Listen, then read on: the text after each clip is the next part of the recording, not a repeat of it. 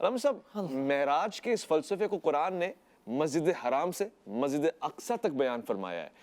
اس سے آگے بھی سفر ہے، مگر آیت کا یہاں تک ٹھہرنا اور پھر مسجد حرام یا اس جگہ کا خاص طور سے نشان دینا، جبکہ روایات میں ہے تو ہے کہ آپ جناب ام ہانی کے گھر تشریف فرما تھے، تو پھر اس کی کیا خاص وجہ ہے کہ آپ کو مسجد حرام کا مقام دیا؟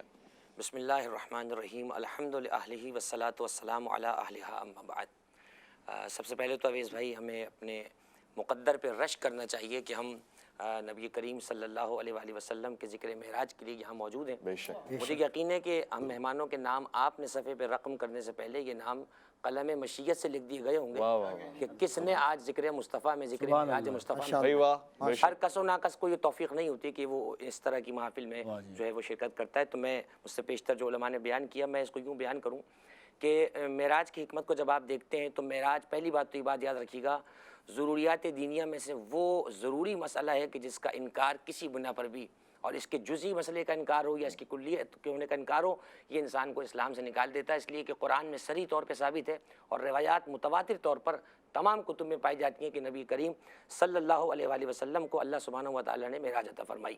جب آپ قرآن کی آیات پہ غور کرتے ہیں تو اویس بھائی قرآن مجید کا ایک مزاج ہے کہ قرآن مجید بہت سے مقامات پر تفاصیل کو مجمل چھوڑ دیتا ہے اور وہ روایات کے ذریعے سے پھر تفصیل بیان ہوتی ہے. جیسا کہ آپ نے آیت کو بیان کیا اور جیسے علماء نے بھی پڑھا، سبحان الذی اسریٰ بعبدہ لیلا من المسجد الحرام الی المسجد الاقصی، تو یہاں پہ ابتدا بتائی جا رہی ہے اور انتہا بتائی جا رہی ہے.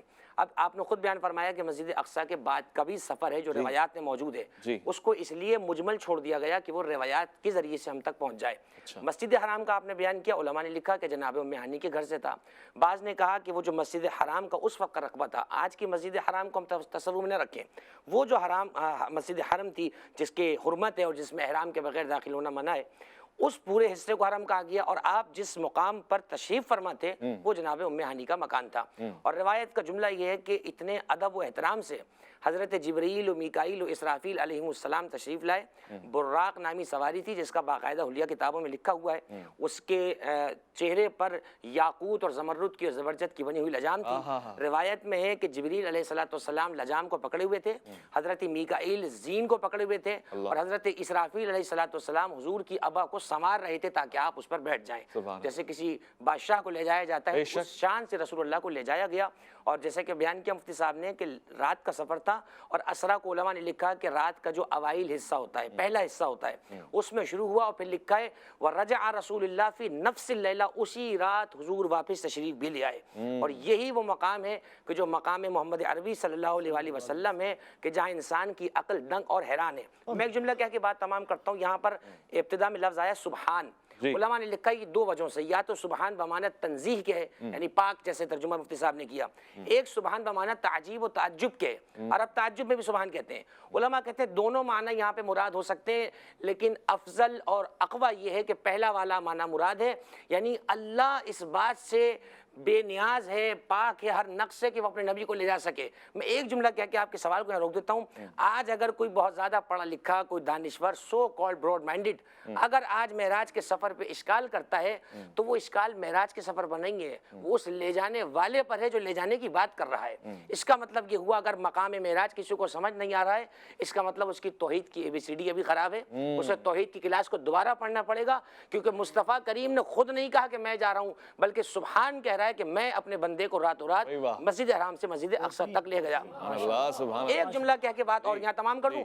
مسجد اقصی کے حوالے سے دیکھیے یہ بات یاد رکھیے گا، جب بھی ہم روایات کی بات کرتے ہیں ممکن ہے کہ کوئی تاریخ مفتی صاحب معراج کی بیان کریں، علامہ رضی صاحب کوئی بیان کریں، میں کوئی بیان کروں. یہ خدا نہ خواستہ کوئی کفر و ایمان کا مسئلہ نہیں ہے، تاریخ مورخ کی طرف سے آتی ہے، جس کو جو مورخ کو پہنچ جائے. لیکن اصل بات یہ ہے کہ اصل معراج ثابت ہے.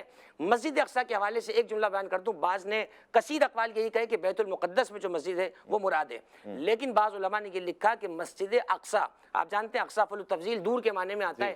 بعض نے کہا مسجد اقصی سے مراد وہ ابعد المساجد، چھٹے آسمان پر وہ جگہ جسے بیت المعمور کہا جاتا ہے، جس میں 70,000 فرشتے اس کا طواف کرتے ہیں اور دوبارہ وہ فرشتے دوبارہ کبھی نہیں آتے، ان کا نمبر دوبارہ نہیں آتا. اس مقام کو بیت المعمور کہا جاتا ہے. وہاں تک حضور کو لے جایا گیا. معراج دو حصوں میں ہے، ایک مسجد حرام سے مسجد اقصی تک ہے اور پھر مسجد اقصی سے وہ مقام ہے کہ جہاں جبریل علیہ السلام کہتے ہوئے نظر آتے ہیں لو دنوت ان ملۃ لہ ترکتو، کہ مصطفیٰ آپ ہی آگے جائیے، میرا مقام نہیں کہ میں اس میں آگے بڑھ جاؤں.